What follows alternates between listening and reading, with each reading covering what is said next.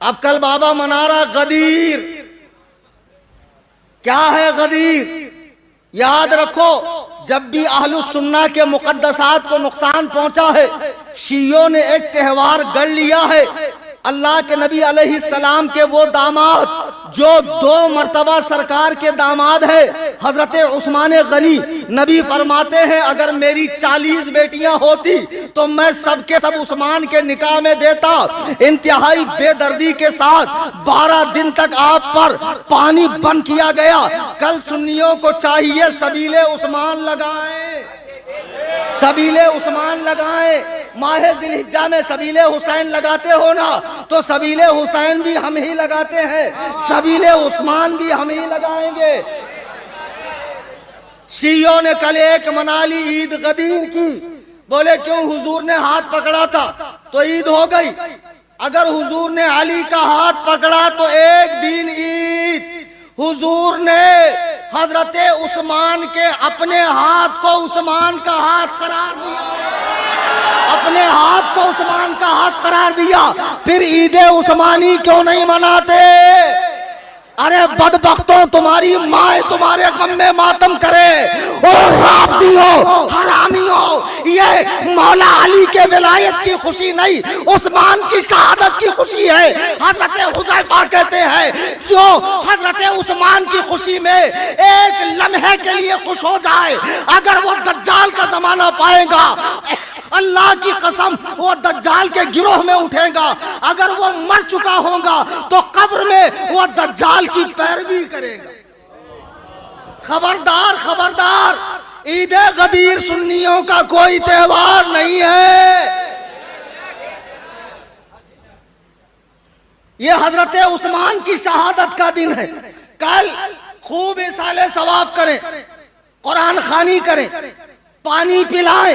حضرت عثمان پر پانی بند کیا گیا تھا، سبیل عثمان لگائیں. اور بھی جو آگے آنے والے ایام ہے بزرگان دین سے نسبت رکھنے والے، ان میں بھی ان بزرگوں کی یادیں منائیں.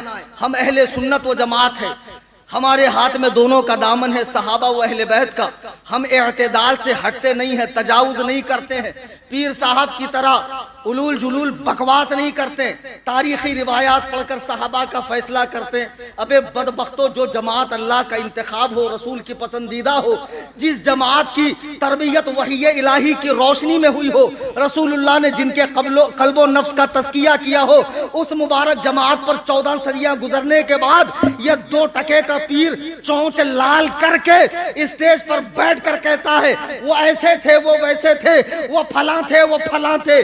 جن کے ساتھ معاملہ ہوا مولا کائنات، خوشیہ کتاب اٹھا کر دیکھ لو، فرماتے اخواننا بغوا علینا، وہ ہمارے بھائی تھے جو الگ راستے پر چلے گئے. مولا تو انہیں بھائی کہے، اور یہ موالی، یہ مہلائی، یہ 2 ٹکے گا دین اہل بیت پھیلانے والا، جس کو اہل بیت پاک کے اماموں کے نام لینا نہیں آتے، ان بزرگ ہستیوں کا پتلا جلائے. خدارہ خدارہ سنیوں ہوش میں آؤ. کلیم حنفی کہیں نہیں بھاگا، زندہ بیٹھا ہوں تمہارے سامنے. پھر ابھی یہاں سے جاؤں گا قصر ابو حنیفہ. گھر پہ ہوں، آرام سے ہوں، اور میرا جتنا اعلان آن لائن سن رہے ہیں، جتنے بھی فرقہ باطلہ سے تعلق رکھنے والے، خصوصاً رافضی حضرات کبھی بھی میرے گھر آ سکتے ہیں، منہ مانگا انعام لے کر جا سکتے ہیں. لیکن آج کے بعد ایک تجربہ ہمیں ہوا، آن لائن مناظرہ جب ہوگا تو ہماری لنک پر ہوگا. تم اپنی لنک پر بھی چلاؤ، اگر میں نے کوئی حرکت کی تو تم دکھا سکتے ہیں نا، ہماری لنک پر بھی ہوگا. اللہ یاری نے کل ہی اشارہ دے دیا تھا کہ آپ ٹائم ختم، آپ کلیم حنفی کو میں موقع نہیں دوں گا. 1 مہینے سے گلے کی ہڈی بن گئی تھی، یہ شرطیں نہ اگلتے بن رہی تھی نہ نگلتے بن رہی تھی. تو یہ بیچارے چند گجیڑیوں نے اس کو اس دلدل سے نکالا اور فاتح قرار دیا. ماشاءاللہ. مناظرہ ہوا نہیں، سوال جواب ہوئے نہیں، دلائل کا تبادلہ ہوا نہیں. اس نے دلیل دی، میں نے کل بتایا مدعی معلل اور مجیب ہوتا ہے، اور سائل جو ہوتا ہے وہ نافی ہوتا ہے، منکر ہوتا ہے. اس نے کوئی دلیل دی جس کی میں نے کاٹ کی ہو نہیں. ایسا کچھ بھی نہیں ہوا تو پھر فاتح کیسے رے بھائی؟